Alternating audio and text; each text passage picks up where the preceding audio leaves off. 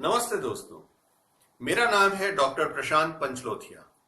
Wait for your pet series में आज हम बात करेंगे मैगट वुंड्स की। बारिश के मौसम में मैगट वुंड्स ज्यादा देखने को मिलते हैं और बारिश के सिवाय भी मैगट वुंड्स तो देखने को मिलते ही हैं। अब ये मैगट्स क्या होते हैं? मक्खी या उसके जैसे उड़ने वाले दूसरे इंसेक्ट्स के जो एग्स होते हैं, उसके जो अंडे होते हैं, उसमें से निकले हुए लार्वा जो हैं उसको मैगट्स कहा जाता है।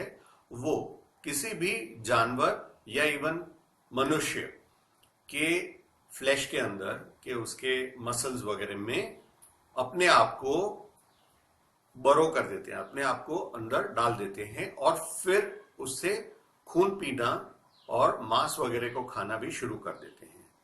इससे क्या होता है कि अंदर ही अंदर खड्डा गहरा होता जाता है और बाहर खून निकलने लगता है। बहुत ही खास प्रकार की बदबू भी आती है और इरिटेशन के कारण वहां पे खुजली वगैरह बहुत ज्यादा होती है। जानवर सहन नहीं कर पाता। कई बार तो जब ध्यान न दिया जाए तो सैकड़ों नहीं हजारों मैगट्स हो सकते हैं। सफेद रंग के पिस्सू जैसे जो मैगट्स होते हैं वो बहुत ही तकलीफदेह होते हैं। अच्छा, अगर उसको रोकना है तो सबसे पहली बात कि आपका अगर पाला हुआ डॉग है, पाला हुआ कुत्ता है या बिल्ली है या कोई भी और प्राणी है तो उसको हमेशा साफ रखें। अगर कहीं पे भी आपको थोड़ा सा भी जख्म दिखे तो उसको साफ कर दें, एंटीसेप्टिक लगा दें, कवर कर दें, उसके ऊपर मक्खी को ना बैठने दें। उसी तरह से वो जिस विस्तार में रहता है उस विस्तार में मक्खियां ना हो, इसके लिए अच्छी हाइजीन की जरूरत है। इस तरह से हम मैगट वुंड्स को रोक सकते हैं। अब बात करेंगे जनरली जो घूमते हुए स्ट्रीट डॉग्स हैं या काउज, बफेलोज, कैमल जो दूसरे प्राणी हैं, उन सबको मैगट्स लग सकते हैं।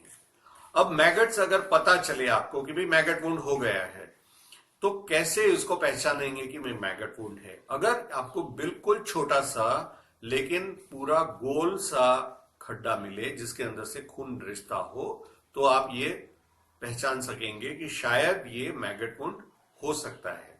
फिर उसके अंदर आपको किसी भी प्रकार का फोर्सेप डाल के या फिर प्लकर डाल के अंदर से निकालने पड़ेंगे तो मैगट आपके प्लकर में आ जाएंगे। और प्लकर से या आपके फोर्सेप से आप जो भी मैगट्स वगैरह निकालते जाएं तो जितने हो सके उतने आप निकाल दें। जैसे जैसे निकालते जाएंगे आपको ये दिखता जाएगा कि अंदर ही अंदर खड्डा उन्होंने बहुत बड़ा कर दिया है। अंदर शरीर के ऊपर फ्लैश जो है उसको, जो मसल का भाग आता है, उसको पूरा का पूरा उन्होंने खोद के खा लिया है और उसको बर्बाद कर दिया है। जितने निकाल सके उसके बाद और निकालने के लिए कुछ चीजें अंदर डालते हैं, केमिकल्स डालते हैं, जैसे टर्पेंटाइन ऑयल। उसका एक कॉटन के साथ स्वॉब बना के रख दिया जाता है या पट्टी के अंदर टर्पेंटाइन ऑयल डाल के वो भी अंदर रख दिया जाता है और 10 मिनट के बाद या 15 मिनट के बाद उसको बाहर निकालें तो उसकी स्मेल से जो मैगट्स हैं वो बाहर निकलने लगते हैं। अच्छा, कई बार देखा गया है कि टर्पेंटाइन ऑयल अकेले से ये बाहर तुरंत नहीं निकलते हैं। इसमें कुछ लोग फिर आइवरमेक्टिन के ड्रॉप्स डाल देते हैं। अब आइवरमेक्टिन जो है वो बहुत ही नाजुक सी दवाई है, इफेक्टिव तो बहुत है, लेकिन अगर ओवरडोज हो जाता है तो इसके कारण ही प्रॉब्लम हो जाती है। साफ सफाई और अच्छा होने को साइड में रख के आइवरमेक्टिन से नुकसान भी होने की संभावना बढ़ जाती है। तो आइवरमेक्टिन आप जरूर यूज कर सकते हैं, लेकिन बहुत ही माप में, बहुत ही मेजर्ड क्वांटिटी में। बहुत ज्यादा क्वांटिटी आप नहीं दे सकते हैं। अच्छा, अलावा इसके मैंने अपने खुद के प्रयोग से देखा है कि बेंजोइन, टिंचर बेंजोइन डालने से मैगट्स अपने आप बाहर निकलना शुरू हो जाते हैं, जिसको हम फिर बीन बीन के बाहर निकालते जाएं। आइवरमेक्टिन की बात अगर करें तो उसका डोज होता है 6 से 600 माइक्रोग्राम प्रति किलोग्राम। 1 किलोग्राम में 6 से 600 माइक्रोग्राम ही देना है आपको। अगर रफली बात करें तो 50 किलो के किसी भी प्राणी के लिए 1 ml लिक्विड इंजेक्शन के रूप में आप दे सकते हैं। अच्छा, वही 1 ml को या आधे ml को आप अगर 2 भाग में विभाजित कर दें और 0.2 ml या 0.3 ml आप उसके जख्म में डालेंगे तो शरीर में तो जाने ही वाला है। बाकी बचा 0.2 ml वो आप उसको सब कट में इंजेक्शन के रूप में दे सकते हैं। उससे ज्यादा देना अच्छा नहीं है, लेकिन कई लोग रिस्क ले लेते हैं कि भाई स्ट्रीट डॉग है, उसको कुछ नहीं होगा, और अपनी तरह से डिसीजन लेते हैं, जो सही बात तो नहीं है लेकिन चल जाता है। आइवरमेक्टिन के ओवरडोज में आपको देखने को मिलेगा कि जो डॉग है या दूसरा एनिमल है उसके मुंह में से लार बहुत ज्यादा निकलने लगती है, वो लेथार्जिक हो जाता है, कई बार स्टैगरिंग रेट यानी कि यहां वहां गिरने जैसा हो जाता है। अच्छा, कई बार तो इसका ओवरडोज होने पे अपने आप थोड़े समय के बाद ठीक हो जाता है, लेकिन कुछ किस्सों में मौत भी हो जाती है, इसलिए ओवरडोज ना हो उसकी खास ध्यान रखना है।